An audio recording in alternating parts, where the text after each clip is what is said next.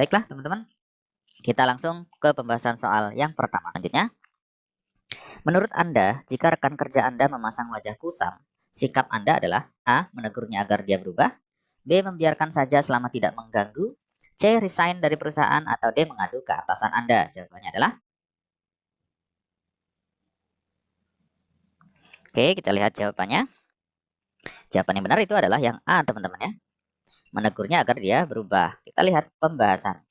Menegur dengan cara yang baik merupakan bagian dari sikap berani untuk membantu seseorang berubah menjadi pribadi yang lebih baik. Jadi di sini konteksnya kita bersikap berani ya, untuk menegur teman kita ya yang memasang wajah kusam ini. Tentunya menegurnya dengan cara-cara yang baik agar tidak menyinggungnya ya, dengan cara-cara friendly, cara-cara persuasif, cara-cara kekeluargaan gitu ya. Untuk apa? Untuk bantu dia agar dia menjadi lebih baik, berubah menjadi lebih baik lagi. Oke, jadi jawabannya adalah yang A ya.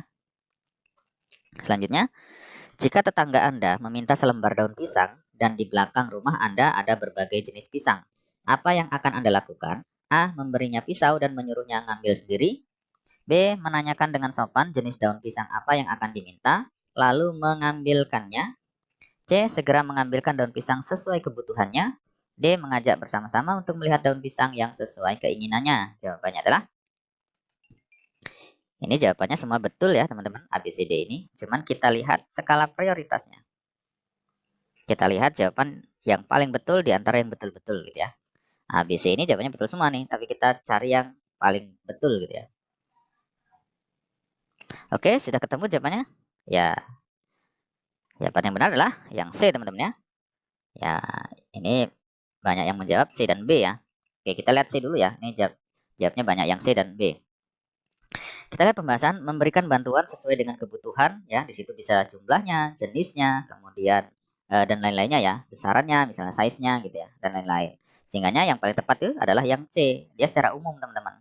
Jadi segera mengambilkan daun pisang ini sesuai kebutuhannya. Ya, kata kuncinya di sini nih, sesuai dengan kebutuhannya. Kebutuhannya itu bisa saja tentang jenis daunnya apa, gitu ya, jumlahnya berapa, terus kemudian besar ukurannya seberapa gitu ya. Jadi mengambilkan daun pisang sesuai kebutuhan gitu. Jadi kalau ini juga betul yang B ya teman-teman ya, menanyakan dengan sopan jenis daun pisang apa yang akan diminta lalu mengambilkannya. Ini juga betul. Tetapi ini langsung lebih spesifik ya ya. Ya, nanya jenis daun pisang apa gitu ya. Jenis daun pisang apa yang ditanya.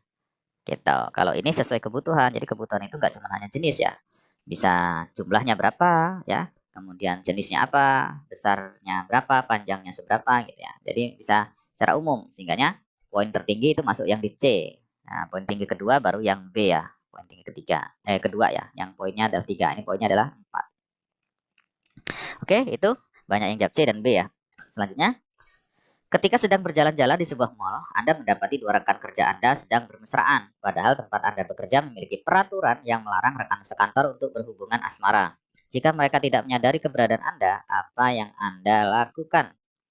A. Mendokumentasikan kemesraan mereka dan mengirimkannya ke bagian kepegawaian. B. Mendokumentasikan dan menyebarkan di grup WhatsApp kantor. C. Menghampiri dan menegur mereka. D. Membiarkan saja, itu bukan urusan saya. Jawabannya adalah,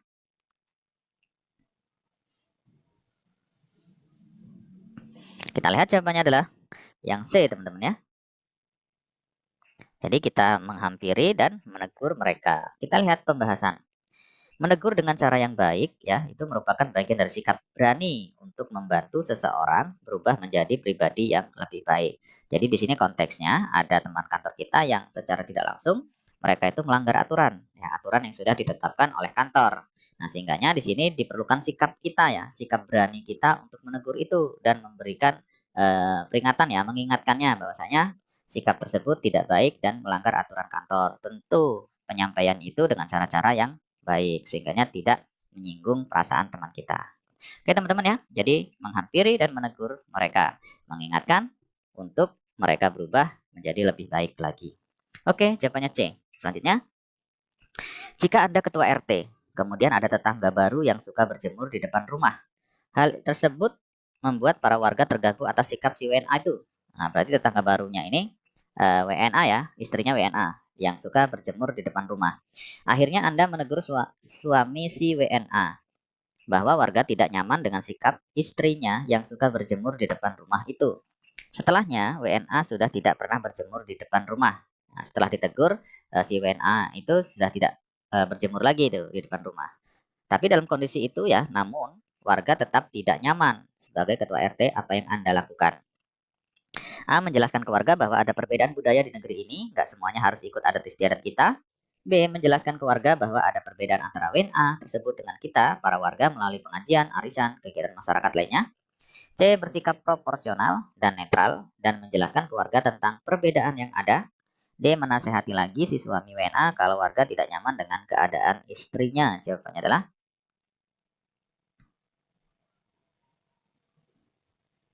kita lihat jawabannya yang benar adalah yang C, teman-teman ya. Nah, di sini sikap kita ya sebagai ketua RT ya. Kita bersikap harus proporsional ya. Dan kemudian juga bersikap netral karena dia adalah bagian dari warga kita juga ya. Jadi setiap warga itu kedudukannya sama, tidak dibedakan suku, ras, agama, latar belakang, itu tidak dibedakan, semua sama ya. Jadi warga kita perlakukan dengan sama. Sehingga di sini bersikapnya harus proporsional dan netral. Kemudian selain bersikap itu kita juga harus mampu menjelaskan ke warga tentang perbedaan yang ada gitu. Jadi kita juga sudah menjelaskan bahwasanya si istrinya itu ya sebagai orang WNA sudah mengikuti adat istiadat kita, tidak berjemur lagi tuh di depan rumah ya setelah ditegur gitu kan. Nah, di situ. Jadi jawaban yang paling tinggi adalah yang C ya, sebagai ketua RT harus bersikap proporsional dan netral. Ini kuncinya. Selanjutnya, dengan perkembangan IT yang pesat, bagaimana kita menanggapinya untuk pekerjaan kita? A. Belajar teknologi informasi dengan semangat untuk memperbaiki kinerja. B. Belajar teknologi informasi dengan penuh sukacita karena menyukai bidang tersebut. C. Belajar teknologi informasi agar pekerjaan cepat selesai. Atau D. Belajar teknologi informasi untuk meningkatkan kinerja lebih baik. Jawabannya adalah, ini jawabannya benar semua ya. Tapi kita pilih jawaban yang paling benar. Yang paling menggambarkan terkait dengan respon terhadap perkembangan IT. Nah, itu. Jawabannya adalah yang D, teman-teman ya. Jadi belajar teknologi informasi itu untuk meningkatkan kinerja kita lebih baik ya, atau belajar informasi itu untuk meningkatkan kapasitas kita, menambah pengetahuan kita, menambah wawasan kita ya. Kalau dalam hal ini karena berkaitan dengan pekerjaan, sehingganya untuk meningkatkan kinerja lebih baik. Karena konteksnya adalah ditanyakan kaitannya dengan pekerjaan kita. Yang ABC juga betul teman-teman. Nah, seperti yang A ya, belajar teknologi informasi dengan semangat untuk memperbaiki kinerja ya, memperbaiki kinerja. Jadi di sini seolah-olah pekerjaan kita selama ini mungkin kurang gitu ya. Nah, kurang atau salah gitu kan, sehingga perlu perbaikan. Nah, ini betul juga, tetapi lebih prioritaskan ini ya, lebih meningkatkan ya untuk kerja lebih baik lagi. Setelah ini baru untuk memperbaiki ini juga betul. Ini yang kedua. Jadi poinnya adalah yang paling tinggi yang D teman-teman ya. Yang 4, meningkatkan kinerja lebih baik lagi.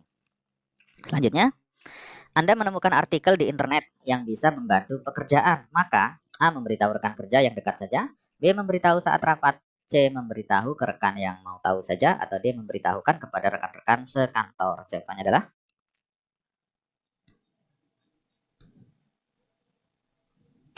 kita lihat jawabannya adalah yang D, teman-teman ya.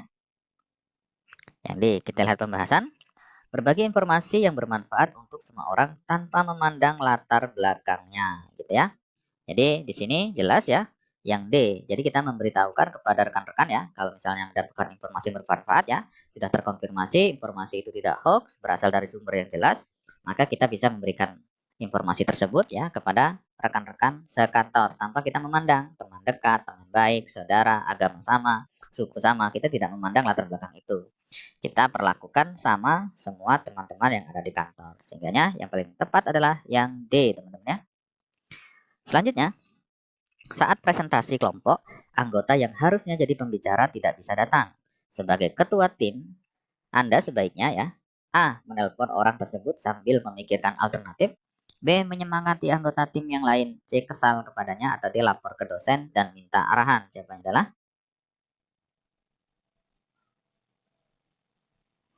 oke, kita lihat jawabannya yang betul adalah yang A, teman-teman ya. Oke, dalam sebuah tim ya, itu sudah dibagi-bagi tugas-tugas dan tanggung jawab. Misalnya ada satu anggota tim yang dia tidak bertanggung jawab ya, atau tidak bisa melaksanakan tugas yang sudah diberikan kepada dia, itu sebagai ketua tim yang pertama kita lakukan tentunya mengkonfirmasi dulu ya, mengkonfirmasi, menanyakan gitu kan, kenapa tidak bisa melaksanakan tugas dengan baik. Nah, ada masalah apa, kemudian ada kendala apa gitu ya, ada hal apa yang membuat dia tidak bisa melaksanakan tugas tersebut gitu kan. Nah, setelah dikonfirmasi, kita tentunya mendapatkan informasi ya. Setelah mendapatkan informasi, baru kita mencari solusinya gitu. Jadi di sini yang paling tepat tuh yang A ya. Jadi menelpon dulu ya. Menelpon untuk mengkonfirmasi itu, kemudian memikirkan alternatif ya. Itu dalam rangka mencari solusi alternatif ini. Yang paling betul jawabannya adalah yang A ya, teman-teman. Poin 4. Selanjutnya, Anda mempunyai keluarga di luar negeri dan hari ini salah satu dari anak keluarga tersebut akan liburan di Indonesia dan dititipkan di rumah Anda. Apa yang akan Anda lakukan untuk menjelaskan padanya mengenai keberagaman di Indonesia? A. Mengajak orang-orang di lingkungan buat memperkenalkan keberagaman kepada anak tersebut. B. Mengajaknya main ke tempat-tempat ibadah. C. Jadi wakil orang tuanya untuk mendidik dia tentang keberagaman. D. Menjadi perpanjangan tangan orang tua untuk mengajarnya tentang keberagaman melalui tindakan sehari-hari. Jawabannya adalah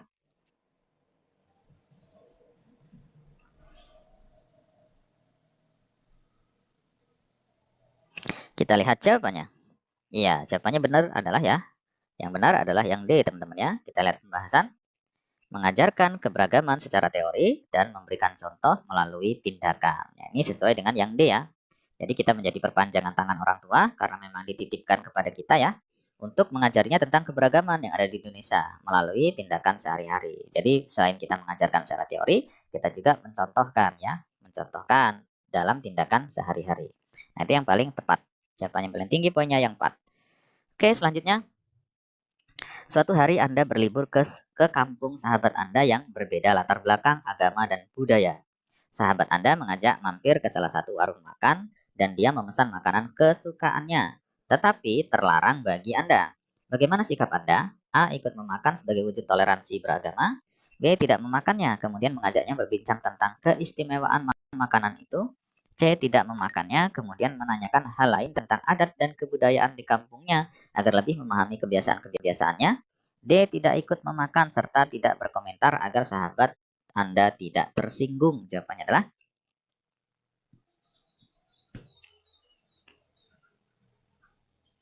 Oke, kita lihat jawabannya teman-teman ya. Jawabannya tentu yang C ya. Nah, jawabannya yang C. Jadi dalam bergaul dengan teman berbeda agama, Anda harus bisa menjaga sikap, toleransi, dan saling menghormati gitu ya. Jadi dalam hal ini adalah yang C teman-teman ya. Di sini kita tidak ikut memakannya ya. Jadi toleransi itu bukan berarti kita selalu ikut apa yang menjadi perbedaan gitu. Tidak. Jadi toleransi itu tidak seperti itu. Toleransi itu saling menghormati dan saling menghargai atas perbedaan. Jadi tidak ikut memakan ya. Kemudian dalam konteks itu kita bisa berbincang hal lain ya, tentunya masih yang berhubungan dengan latar belakang budaya yang berbeda ini, ya kan? Ini konteksnya tidak memakan adalah konteks agama, menanyakan hal lain tentang adat dan kebudayaan itu konteksnya adalah budaya ini ya. Kan ada dua perbedaan budaya dan agama ya di tempat itu. Nah, jadi kita tidak memakan itu konteks agama, kemudian kita menanyakan hal lain tentang adat kebudayaan ya di kampungnya agar lebih memahami kebiasaan-kebiasaannya gitu. Jadi kita tidak ikut makan, tapi kita di situ menanyakan hal lain ya untuk menambah wawasan diri, untuk pengembangan diri agar mengetahui adat istiadat di situ seperti apa, sehingga ke depan kita juga sudah bisa secara baik untuk beradaptasi dan menjaga toleransi ya, saling menghargai, saling menghormati karena sudah tahu tuh, oh ternyata adat istiadat kebudayaan di sini seperti ini. Kalau kita sudah tahu di awal, kita lebih mudah untuk toleransi dan saling menghargai. Itu jawabannya teman-teman ya. Jadi yang C ya. Fenomena perjudian togel dan perjudian online di kalangan masyarakat dapat dikategorikan sebagai kejahatan A. Terorganisasi, B. White collar crime, C. Blue collar crime, atau D. Victimless crime. Jawabannya adalah